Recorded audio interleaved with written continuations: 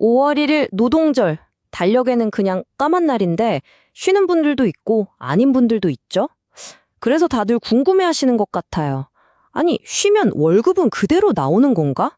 혹시 출근하면 돈은 얼마나 더 받는 거지? 오늘 노동절 임금에 대한 모든 궁금증 제가 속 시원하게 풀어드리겠습니다. 맞아요. 달력을 보면 5월 1일은 그냥 평범한 검은색 숫자잖아요. 그런데 왜 어떤 회사는 쉬고 또 어떤 회사는 출근하는 걸까요? 3.1절이나 광복절 같은 다른 빨간 날과는 뭔가 다르다는 건데 그 비밀의 핵심 지금부터 같이 파헤쳐 보시죠. 자, 오늘 우리가 알아볼 질문들입니다. 노동절에 대한 내 권리가 뭔지, 쉬면 월급은 어떻게 되는지, 일하면 수당은 얼마나 받는지, 그리고 돈 대신 휴가로 받거나 아예 다른 날로 바꿀 수는 없는지, 이 5가지 질문에 대한 답을 하나씩 찾아가 보겠습니다. 자, 그럼 첫 번째 질문부터 시작해 볼까요? 노동절은 그냥 회사가 직원들 생각해서 특별히 쉬게 해주는 날이 절대 아닙니다. 법으로 딱 정해진 유급 휴일이에요. 여기서 제일 중요한 키워드는 바로 유급. 돈을 받으면서 쉬는 날이라는 거죠. 앞으로의 모든 임금 계산은 바로 여기서부터 시작됩니다. 그럼 가장 좋은 시나리오부터 생각해 볼까요? 노동절에 법에 따라 마음 편하게 쉬었어요. 그러면 내 월급 통장에는 과연 무슨 일이 일어날까요? 네, 아무 걱정 안 하셔도 됩니다. 급여는 평소랑 똑같이 100% 그대로 나옵니다. 왜냐고요? 아까 말씀드렸죠. 유급 휴일이니까요. 일을 안 했어도 그날 하루치 임금은 법으로 보장되는 거예요. 월급 받는 분들은 월급에 이미 그 하루치가 포함된 거고요. 시급이나 1급으로 받으시는 분들은 일을 안 했는데도 하루치 급여가 추가로 나오는 겁니다. 그런데 현실적으로 모두가 쉴 수 있는 건 아니잖아요. 서비스업이나 필수 업종에 계신 분들은 노동절에도 출근해야 할 수 있죠. 자, 그럼 이렇게 남들 쉴 때 일했다면 어떨까요? 당연히 돈 더 받아야지? 맞습니다. 그럼 정확히 얼마나, 어떻게 더 받아야 하는지 그 계산법을 지금 바로 알려드릴게요. 이 표가 오늘 내용의 핵심이니까 딱 집중해서 봐주세요. 내가 월급제인지 시급 1급제인지에 따라서 계산법이 완전히 달라지거든요. 먼저 월급제 근로자는요, 원래 받던 월급에 더해서 일한 날의 150%를 추가로 받습니다. 그리고 시급이나 1급제 근로자는 그날 하루치 임금의 총 250%를 받게 돼요.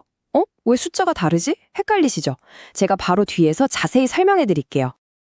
네, 시급이나 1급으로 받으시는 분들은 총 250%가 맞습니다. 이게 어떻게 계산된 거냐면요. 3가지로 나눠서 생각하면 쉬워요. 첫째, 원래 쉬었어도 받았을 돈 100%.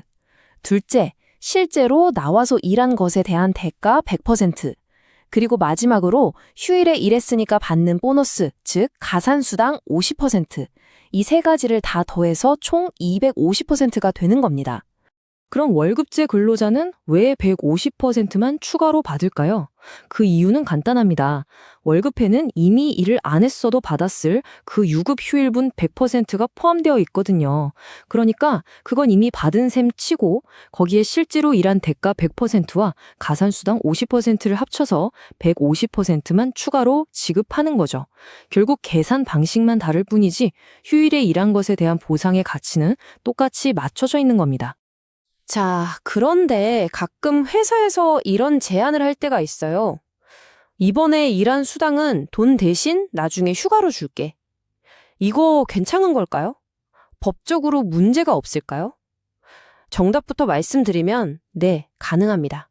바로 보상휴가제라는 제도가 있기 때문이죠.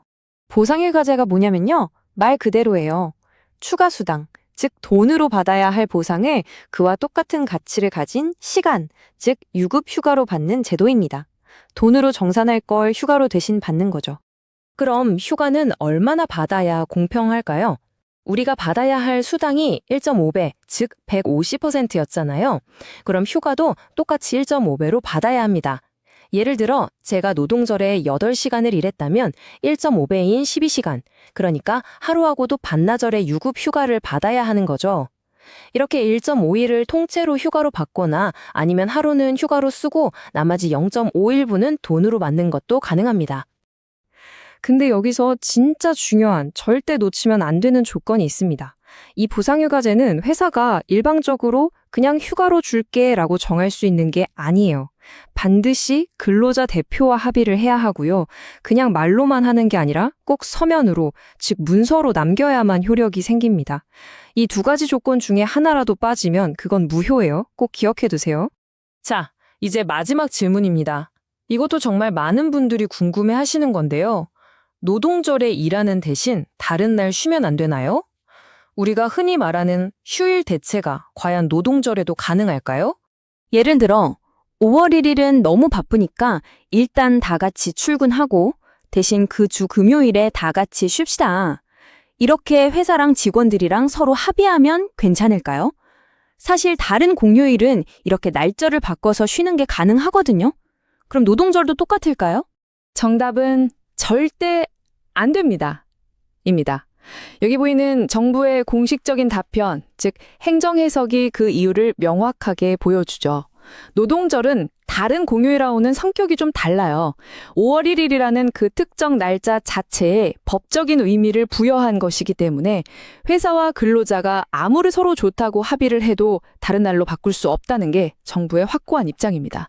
자, 그럼 오늘 내용 머리에 쏙쏙 들어오게 핵심만 다시 정리해 볼까요? 첫째, 노동절은 법으로 정해진 유급 휴일이다. 둘째, 그래서 쉬어도 내 월급은 100% 보장된다. 셋째, 만약 일했다면 월급제는 150% 추가 수당, 시급제는 총 250%의 수당을 받아야 한다. 넷째, 돈 대신 휴가로 받는 것도 가능하지만 반드시 서면 합의가 필요하다. 그리고 마지막 다섯째, 노동절은 그 어떤 날로도 대체할 수 없다. 이제 노동절 임금계산법 확실히 아셨죠? 오늘 제가 알려드린 내용들을 바탕으로 나의 소중한 권리 제대로 지키고 있는지 한번 확인해 보세요. 그리고 우리 회사는 이 규정들을 잘 지키고 있는지도 점검해 보는 계기가 되셨으면 좋겠습니다.